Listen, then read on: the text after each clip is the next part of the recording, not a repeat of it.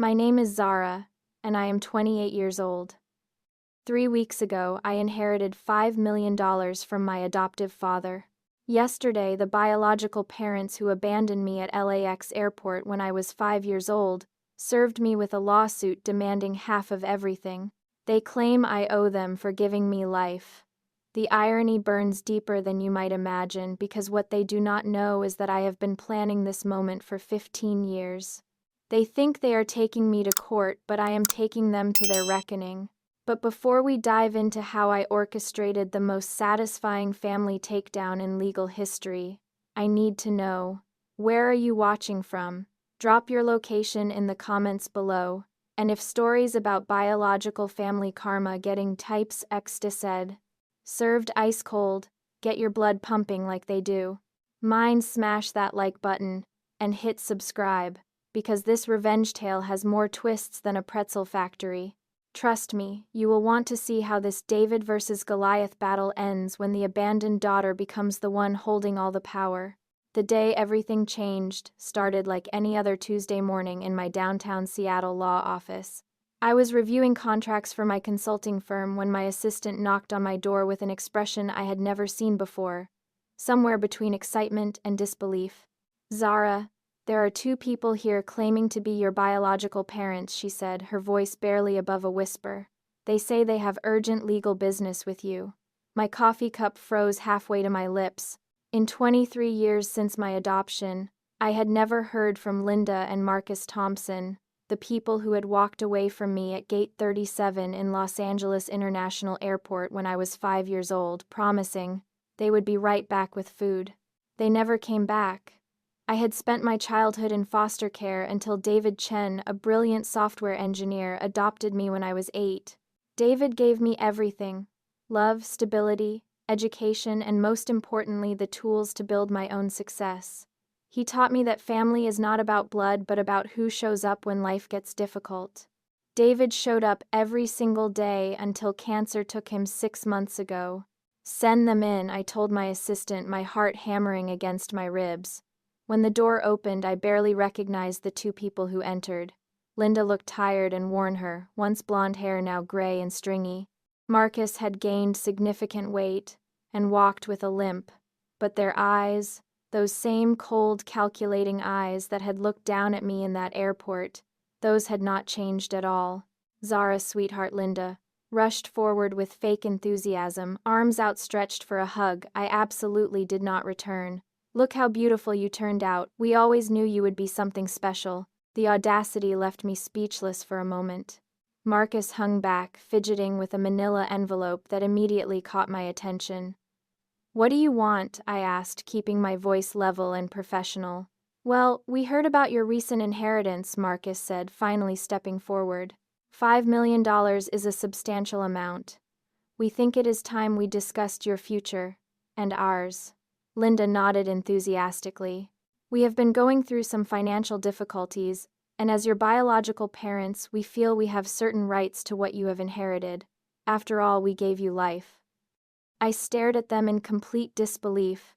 "You gave me life. You abandoned me in an airport when I was 5 years old. I spent 3 years in foster care before David adopted me and actually gave me a life worth living." "That is not how we remember it," Marcus said defensively. "We were young and overwhelmed. We needed time to get our lives together. We always planned to come back for you." 23 years later, my voice was rising despite my efforts to stay calm. "You planned to come back 23 years later." Linda pulled out a tissue and dabbed at her eyes dramatically. "We tried to find you, but the adoption agency would not give us any information. We have been searching for you ever since." I knew this was a lie. David had shown me the paperwork years ago.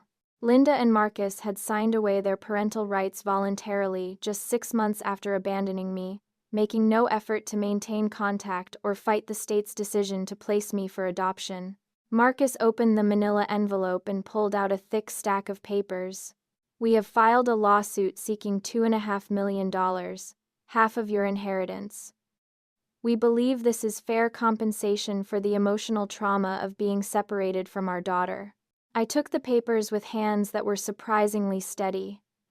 As I scanned the legal documents, my blood pressure skyrocketed. They were not just suing for money, they were claiming that David had somehow stolen me from them illegally, that the adoption had been fraudulent, and that they deserved compensation for years of lost relationship with their competent, biological child. The lawsuit painted David, the man who had saved my life, who had loved me unconditionally, who had worked 3 jobs to pay for my college education, as some kind of predator who had manipulated the system to steal their plain go. Precious daughter. This is absolutely disgusting, I said, setting the papers down carefully. David Chen was the best father anyone could ask for. He gave me everything you never could and never would. Money changes people, Linda said with a sad shake of her head. We just want what is rightfully ours. Family should stick together. Family, I stood up my chair, rolling backward. You want to talk about family? David sat by my hospital bed for 3 weeks when I had pneumonia at 9 years old. He taught me how to drive, helped me with homework every single night, and walked me down the aisle at my college graduation, because that is what fathers do. You are not my family. You are strangers who share my DNA and apparently have no shame whatsoever. Marcus shifted uncomfortably. Look, we know this is difficult, but we have rights. Biological parents have legal standing, and we have been advised by our attorney that we have a strong case. Your attorney, I laughed, but there was no humor in it.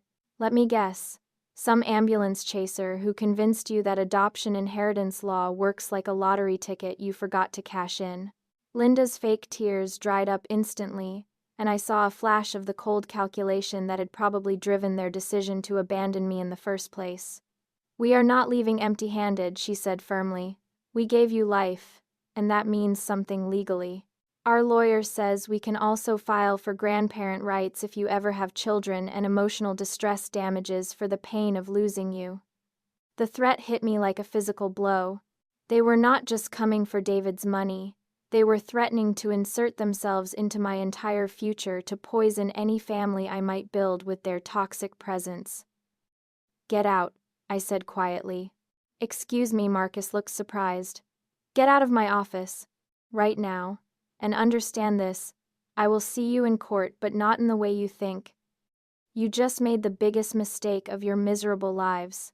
As they gathered their things and headed for the door, Linda turned back one more time. This does not have to be ugly, Zara. We could be a family again. I waited until they were completely gone before I picked up my phone and called the one person who would understand exactly what I needed to do my adoptive mother's sister, Rebecca, who happened to be one of the most ruthless family law attorneys on the West Coast.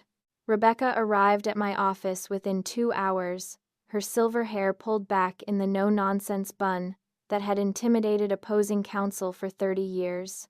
She had been David's sister-in-law, but more importantly, she had been the lawyer who handled my adoption and knew every detail of what Linda and Marcus had put me through as a child. Show me everything, she said, settling into the chair across from my desk with the predatory stillness of a shark sensing blood in the water. I handed her the lawsuit papers and watched her face transform as she read.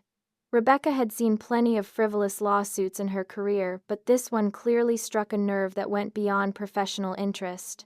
These people have absolutely no legal standing, she said, after 15 minutes of silent reading. But more than that, they have opened themselves up to countersuit in ways they clearly do not understand. What do you mean? I asked, leaning forward. Rebecca pulled out her reading glasses and flipped to a specific page. Look at this claim here. They are alleging that David somehow manipulated or bribed officials to fast-track your adoption. That is a serious accusation that implies criminal activity on David's part, which is both defamatory and completely false.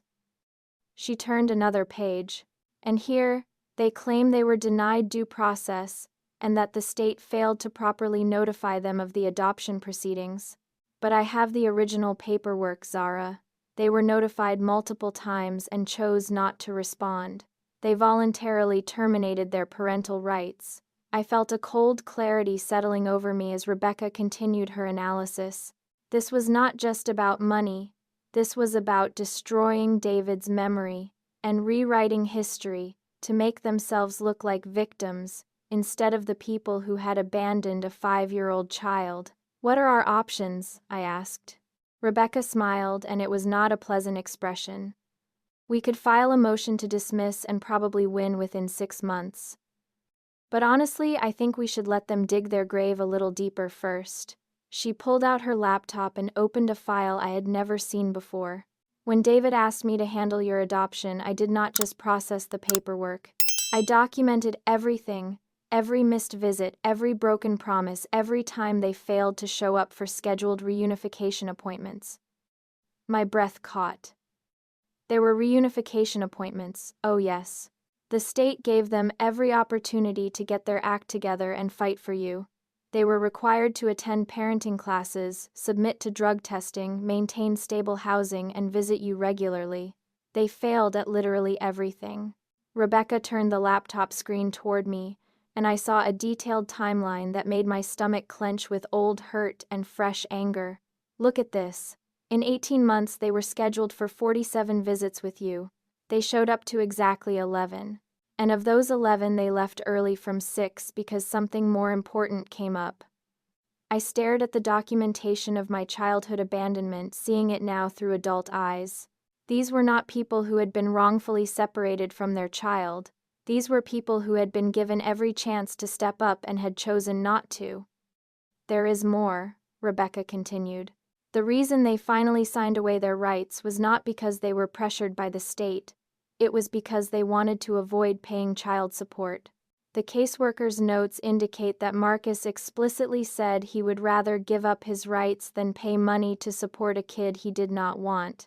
The words hit me like physical blows, but instead of pain, I felt something much more useful, pure, focused rage. They called me their precious daughter today, I said quietly. Linda said family should stick together. Family, Rebecca snorted. The caseworker also noted that during one of the visits they actually attended, Linda spent the entire time on the phone with her boyfriend while you sat in the corner crying because you had hoped she was coming to take you home. I closed my eyes and took a deep breath. When I opened them again, my entire perspective had shifted. This was not about defending myself against their baseless lawsuit. This was about making sure the truth came out in the most public, humiliating way possible. I want to destroy them, I said calmly. Not just beat them in court. I want to make sure everyone knows exactly who they are and what they did. Rebecca nodded approvingly. Now you are thinking like a Chen. David always said you had the killer instinct when you needed it. She pulled out a yellow legal pad and started making notes. Here is what we are going to do.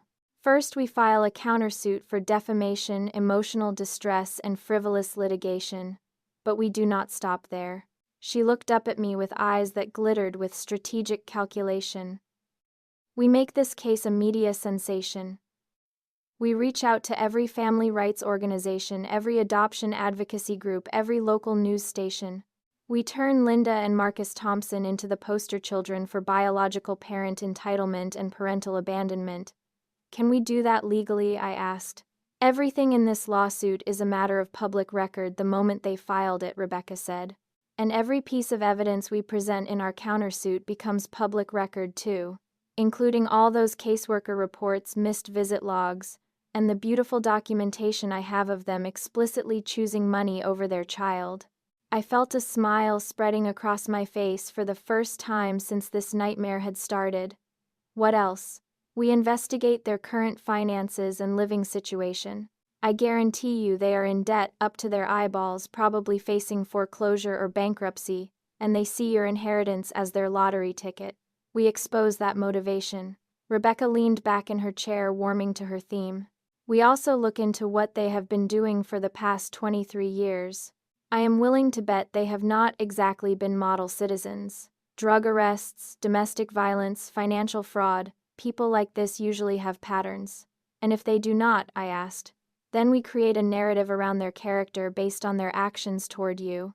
We show the court exactly what kind of people abandon a 5-year-old in an airport and then sue her decades later when she inherits money from the man who actually raised her. I thought about David, about all the nights he had stayed up helping me with school projects, all the times he had driven across the city to pick me up from activities, all the ways he had shown me what unconditional love actually looked like. They attacked David's memory, I said. That is the part I cannot forgive. Then we make sure David's legacy is part of this case, Rebecca said firmly. We show the court and the media exactly who David Chen was, the software engineer who worked 3 jobs to send his adopted daughter to law school, who never missed a parent-teacher conference, who created a scholarship fund for foster children in his will. She closed her laptop with a decisive snap.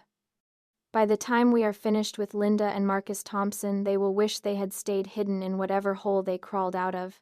I stood up and walked to my office window, looking out at the Seattle skyline that David and I had admired together so many times. For the first time since this whole ordeal began, I felt like I was back in control.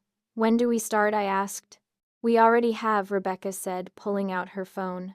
I am calling my private investigator right now. By tomorrow morning, we will know everything there is to know about Linda and Marcus Thompson, and by next week, everyone else will too.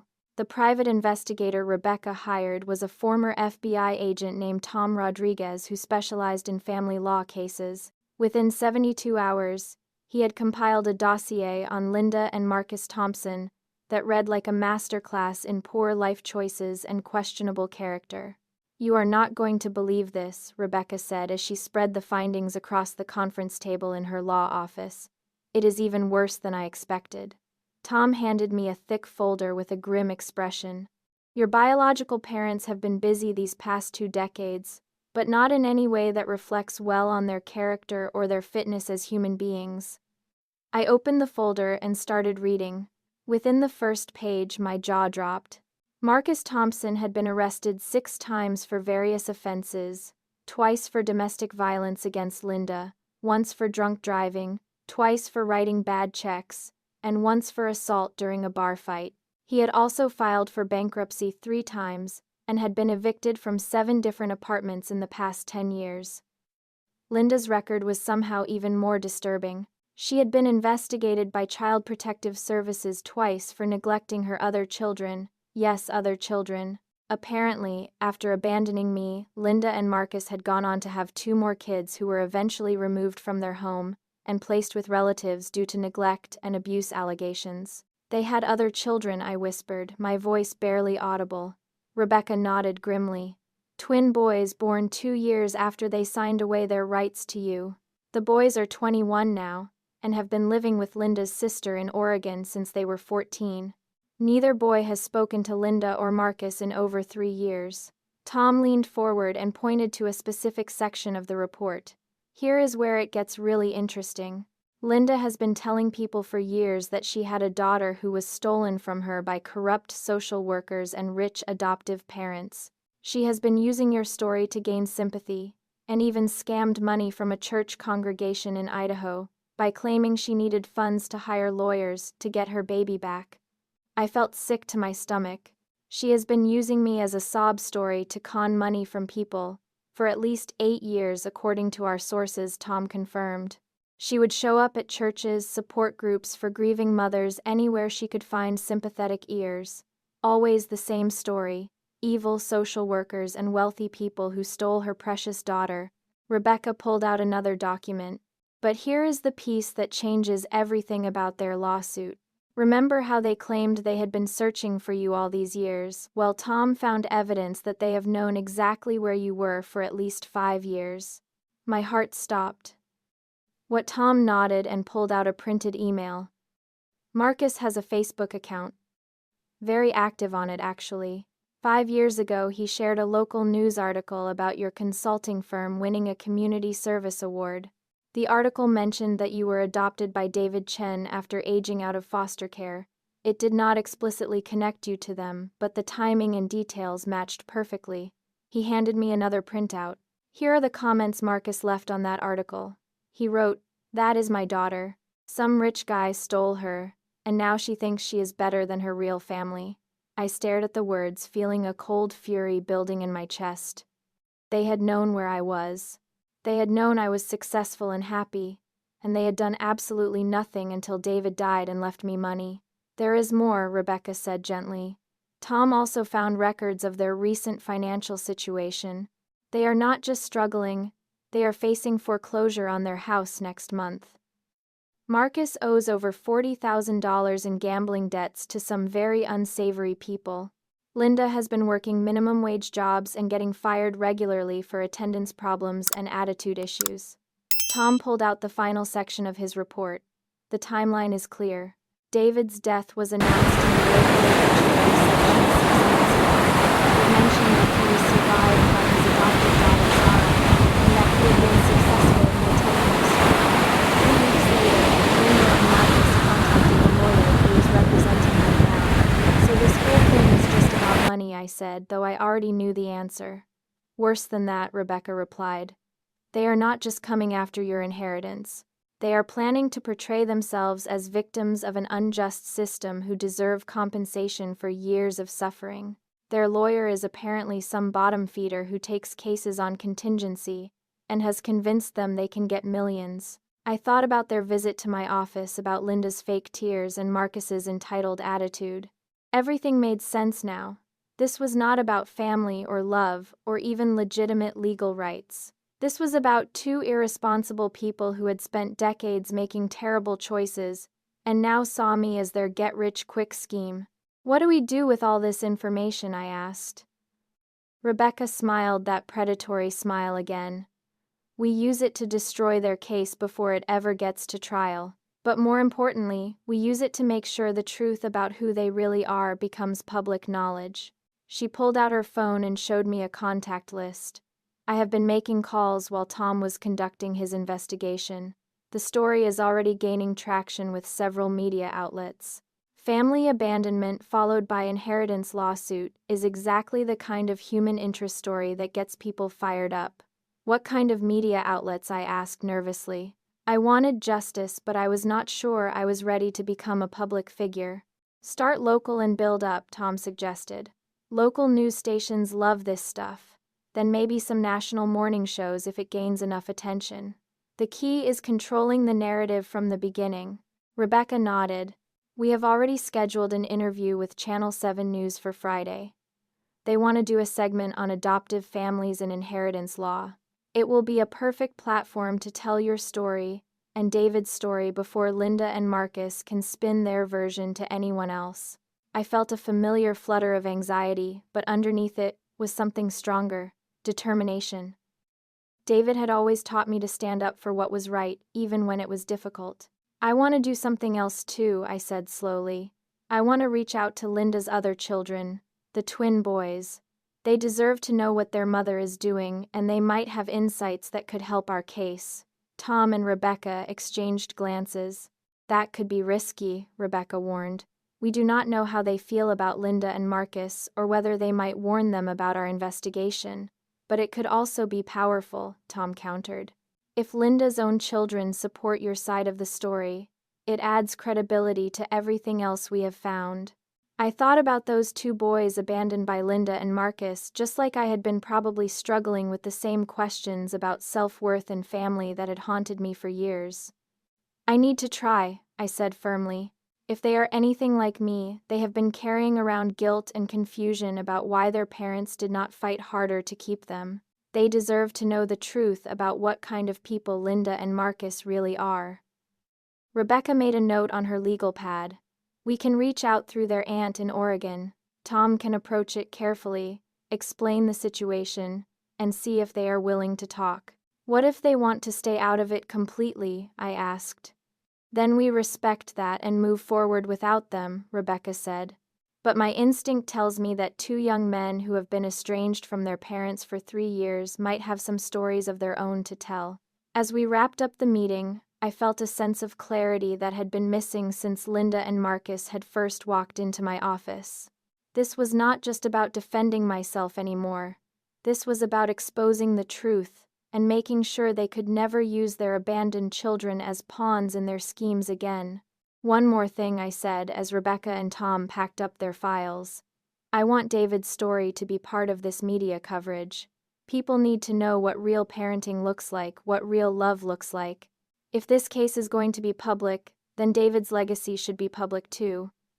Rebecca smiled, and for the first time since this nightmare began, it was not predatory, it was proud.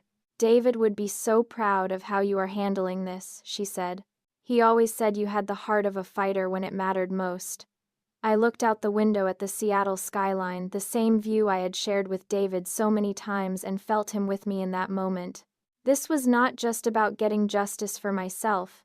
This was about honoring the man who had taught me that family is about choice, commitment, and unconditional love. Linda and Marcus Thompson were about to learn that lesson the hard way.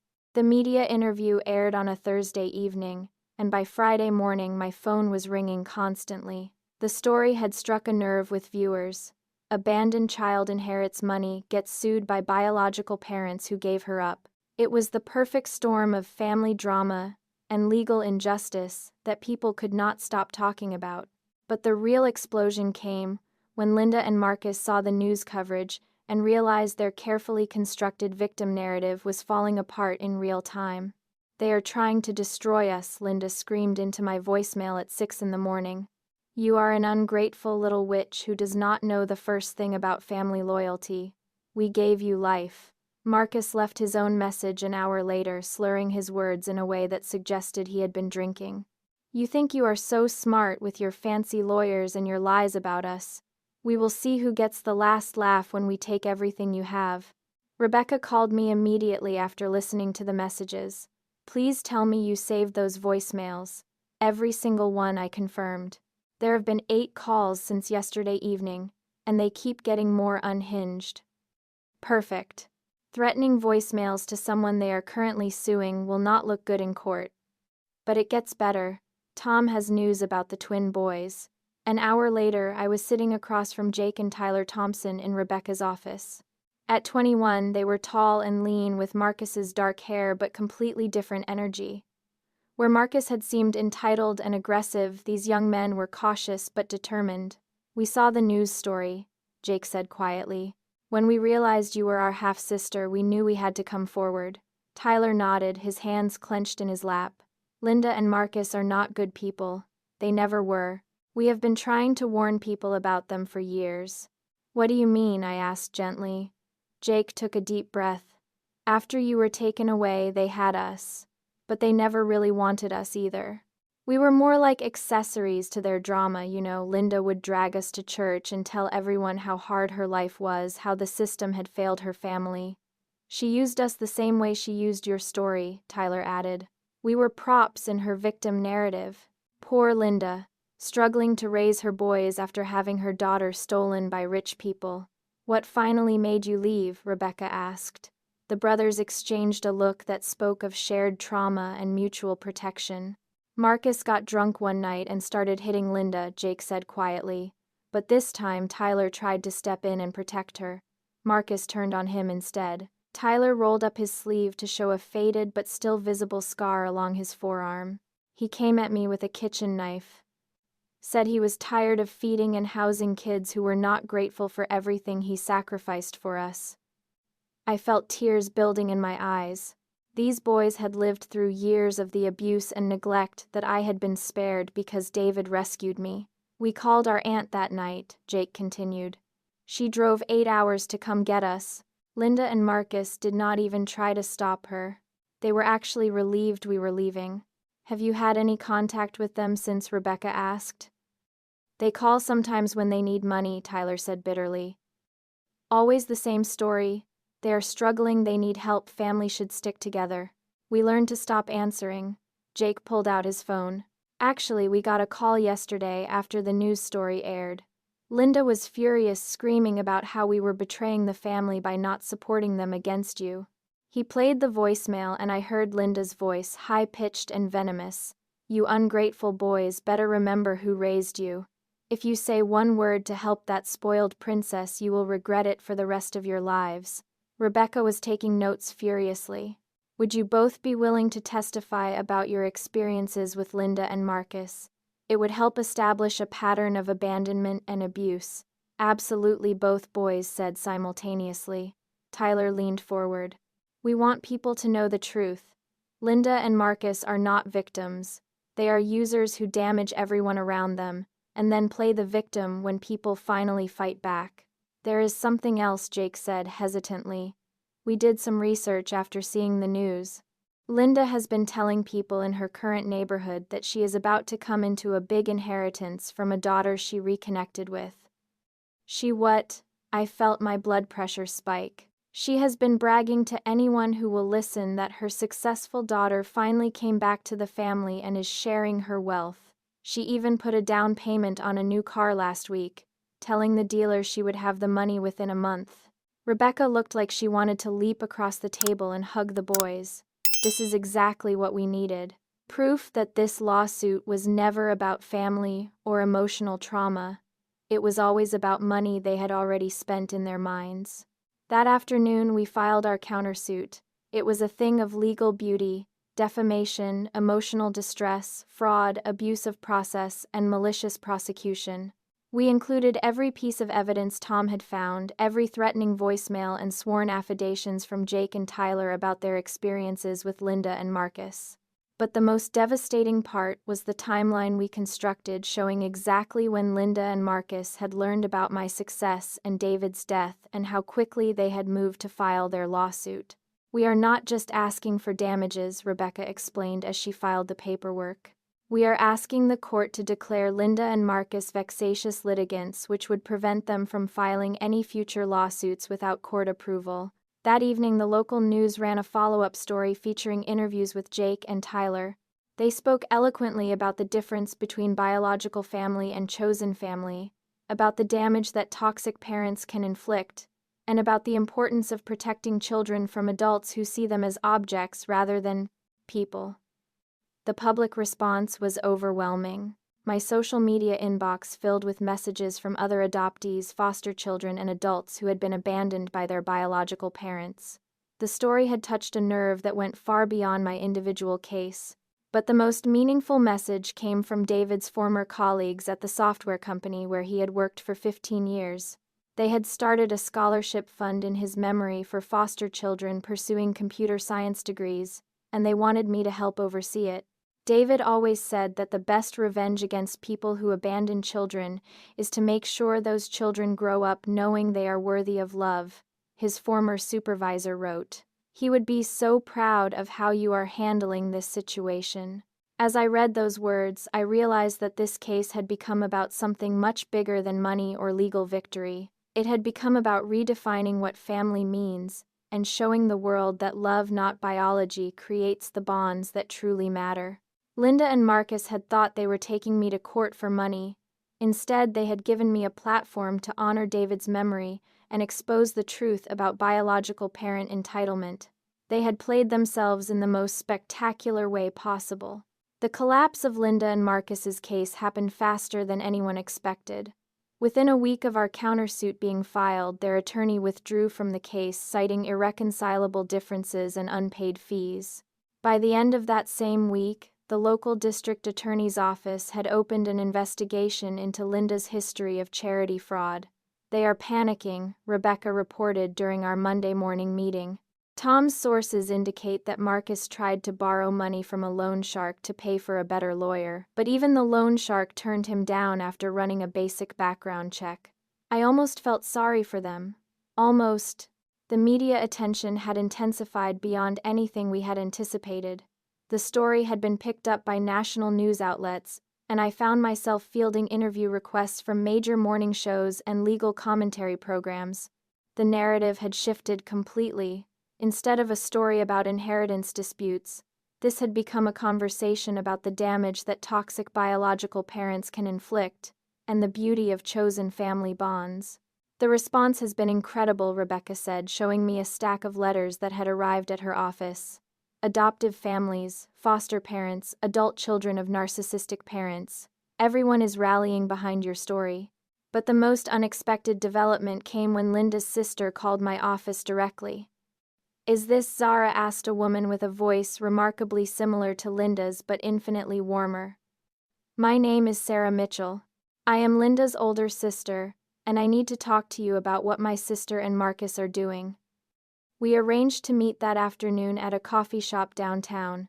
Sarah arrived early, and I recognized her immediately. She had Linda's bone structure but none of her hardness. Her eyes were kind and her handshake was firm and genuine.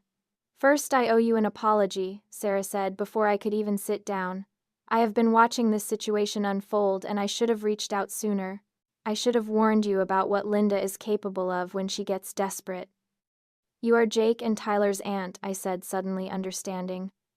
You are the one who rescued them. Sarah nodded. Those boys are like my own children now. They told me they spoke with you and your lawyer. I am glad they did. Someone needs to tell the truth about Linda and Marcus. She pulled out her phone and showed me a series of text messages. Linda has been messaging me constantly since your news interview aired. She wants me to lie for her to tell reporters that she was a good mother who was wronged by the system. The messages were increasingly desperate and manipulative. Linda alternated between pleading for family loyalty and threatening to cut Sarah out of her life if she did not support the lawsuit. There is something else you need to know, Sarah said quietly. Linda called me last night completely hysterical. She admitted that they never actually intended to try to rebuild a relationship with you. This was always just about the money. My heart clenched even though I had already known this was true. Hearing it confirmed still hurt. She said Marcus found out about your inheritance through some online records search he paid for. They calculated how much they could potentially get through a lawsuit and decided it was worth the risk. She actually used the phrase, "easy money from the rich girl." Sarah reached across the table and squeezed my hand. I am so sorry. I know this does not make it hurt less, but I want you to know that not everyone in Linda's family is like her. Some of us understand what real family means. That afternoon, Rebecca and I made a decision that would end Linda and Marcus's lawsuit once and for all. We released Sarah's statement to the media, along with screenshots of Linda's text messages asking her to lie on their behalf. The story exploded across social media. Chosen family started trending with thousands of people sharing their own stories about toxic biological family members and the people who had truly loved and supported them. But the final nail in Linda and Marcus's coffin came from an unexpected source. The church congregation in Idaho that Linda had scammed years earlier saw the news coverage and contacted the authorities. They had documentation of Linda's fraud scheme, including recorded phone calls where she had lied about needing money for legal fees to get her stolen daughter back. It gets worse, Tom reported during our emergency meeting that Friday. The FBI is now investigating Linda for wire fraud. Apparently, she used similar schemes in 3 different states, always using your story as her sob story to extract money from sympathetic people. Rebecca looked stunned. She has been making money off of Zara's abandonment for years. This is not just a frivolous lawsuit anymore. This is evidence of an ongoing criminal enterprise. That evening, Linda and Marcus's remaining legal representation sent a letter to Rebecca's office requesting a settlement conference. They wanted to drop their lawsuit in exchange for us dropping our countersuit. Absolutely not, I said immediately. They sued me, threatened my future family, and defamed David's memory. They weaponized my childhood trauma for money, and they have been doing it for years. This goes to trial. Rebecca smiled approvingly. I was hoping you would say that. Because we just got word that the district attorney wants to use our civil case as evidence in their criminal investigation. If Linda and Marcus want to avoid federal fraud charges, they are going to have to cooperate fully with our lawsuit. The irony was perfect. Linda and Marcus had thought they were cornering me, but instead they had cornered themselves. Their greed and entitlement had led them to expose years of fraudulent behavior, and now they were facing consequences they had never imagined. What happens next? I asked. Next week, we go to court for the preliminary hearing on their motion to dismiss our countersuit, Rebecca explained. But honestly, after everything that has come out, I expect them to fold completely before we even get to trial. That weekend, I drove to the cemetery where David was buried. I sat by his headstone and told him about everything that had happened: the lawsuit, the media attention, the twins, Sarah, and the criminal investigation. You always said that the truth has a way of coming out when people have the courage to fight for it, I said quietly. I think you would be proud of how this is turning out. As I sat there in the peaceful quiet, I realized that this entire ordeal had given me something I had never expected: a sense of complete closure about my biological family. I finally understood that their abandonment of me had not been about my worth as a person, but about their inability to value anything beyond their own immediate needs. Linda and Marcus Thompson were not my family, and they never had been. David Chen was my father. Rebecca was my chosen family, and the community of people who had rallied around my story. They were my real family. The people who had abandoned me were about to learn that sometimes karma takes 23 years to arrive, but when it does, it brings friends. The preliminary hearing was scheduled for a Tuesday morning in October, but Linda and Marcus never showed up. Their remaining lawyer appeared before Judge Morrison looking like he had not slept in days, and immediately requested permission to withdraw from the case. Your Honor, my clients have decided not to pursue their original claim, and wish to resolve all matters without further litigation, he said, avoiding eye contact with everyone in the courtroom. Judge Morrison, a woman in her 60s with silver hair and sharp eyes, looked thoroughly unimpressed. Counselor, are you telling this court that your clients wish to withdraw a lawsuit that has consumed significant judicial resources and caused considerable public attention simply because they have changed their minds? Yes, Your Honor. They also wish to formally apologize to Miss Chen for any distress their legal action may have caused. Rebecca stood up slowly, and I could see the predatory gleam in her eyes that had become so familiar over the past months. Your Honor, while we appreciate the defendant's sudden change of heart, we cannot simply allow them to walk away from the serious defamatory statements they have made about my client's deceased adoptive father, nor from the emotional distress they have caused through their frivolous litigation. Judge Morrison nodded. Miss Chen, please approach the bench. I walked forward on unsteady legs, still not quite believing that this moment was finally happening. Miss Chen, Judge Morrison said quietly, I have been following this case in the media, and I want you to know that this court takes allegations of vexatious litigation very seriously. The evidence presented suggests that the original lawsuit was filed in bad faith for financial gain, rather than legitimate legal grievance. She turned to Linda and Marcus's attorney. Counselor, please inform your clients that this court is awarding Miss Chen full damages as outlined in her countersuit, $300,000 for emotional distress, defamation, and legal fees. Additionally, both defendants are hereby declared vexatious litigants and are prohibited from filing any further legal actions without prior court approval. The courtroom was silent, except for the sound of the court reporter's fingers flying across her keyboard. Furthermore, Judge Morrison continued, I am referring this matter to the District Attorney's Office for investigation of possible criminal charges related to fraud and harassment. This court will not tolerate adults who abandon children and then attempt to profit from that abandonment decades later. As we left the courthouse, Rebecca and I were surrounded by reporters and cameras. The story had grown far beyond my individual case. It had become a symbol of justice for anyone who had ever been abandoned or manipulated by toxic family members. How do you feel about the outcome? Asked a reporter from the local news station that had first covered my story. I feel grateful, I said, looking directly into the camera. Grateful for the legal system that protected me, grateful for the chosen family who supported me, and most of all, grateful for David Chen, who showed me what real love and real family actually look like. What message do you have for other people dealing with similar family situations? Another reporter asked. I thought carefully before answering. Family is not about DNA or blood relation. Family is about the people who show up for you, who support your growth, who love you unconditionally. Do not let anyone guilt you into accepting toxic behavior just because they share your genetics. The $300,000 settlement was donated entirely to the David Chen Memorial Scholarship Fund, which had grown into a significant source of support for foster children pursuing education in technology fields. Within 6 months, we had helped 23 young people access college funding and mentorship programs. Jake and Tyler became regular parts of my life, filling the sibling relationships I had never known I wanted. They both enrolled in college using money from the scholarship fund, and we spent holidays together creating new traditions that had nothing to do with the toxic patterns Linda and Marcus had tried to perpetuate.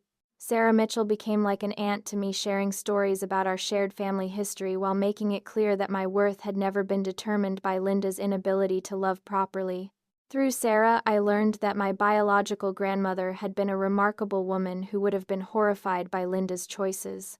Knowledge that helped heal some of the generational shame I had carried without realizing it. The most unexpected outcome was the community that formed around my story. Hundreds of adoptees, foster children, and adults from toxic families reached out to share their experiences and support each other. We created an online support network that grew into a nonprofit organization focused on helping people build healthy, chosen families. Linda and Marcus disappeared from public view after the criminal charges were filed. The last I heard, they had moved to another state and were facing federal fraud charges related to their charity scam schemes. I felt no satisfaction in their downfall, only relief that they could no longer hurt other people with their manipulative behavior. 6 months after the court case ended, I stood in David's old office at the software company, which had been converted into a conference room for scholarship recipients. 20 young people sat around the table, each one a survivor of the foster care system, each one brilliant and determined and worthy of every opportunity they could create. David always believed that the best way to honor the love you receive is to pass it forward to others who need it, I told them. Not because you owe anything to anyone, but because love multiplies when you share it. As I looked around that table at faces full of hope and determination, I realized that Linda and Marcus had given me something valuable after all. They had given me a platform to honor David's memory and create positive change. For other children who had experienced abandonment, their lawsuit had been intended to take something from me, but instead it had helped me build something beautiful. The family they had destroyed through their selfishness had been replaced by a chosen family rooted in mutual support and genuine love. The little girl who had been abandoned at an airport gate had grown up to understand that sometimes the greatest gift toxic people can give you is their absence from your life. And sometimes, if you are very fortunate, their attempts to hurt you end up creating opportunities to help others heal from similar wounds. So here is my question for all of you who have made it this far in my story. Have you ever experienced family karma coming full circle in your own life? Have you seen toxic relatives face consequences for their behavior? Or have you found healing through building chosen family bonds? Drop your thoughts in the comments below because I love hearing about justice being served and people finding their real families. And if this story resonated with you, please hit that like button and subscribe for more real-life family drama with satisfying endings. Share this with anyone who needs to hear that family is about choice, not chance. Thank you for listening to my journey from abandonment to vindication. And remember, sometimes the best revenge is simply living well and lifting others up along the way. The people who truly matter will always find their way into your life, and the ones who don't deserve you will eventually reveal themselves for who they really are.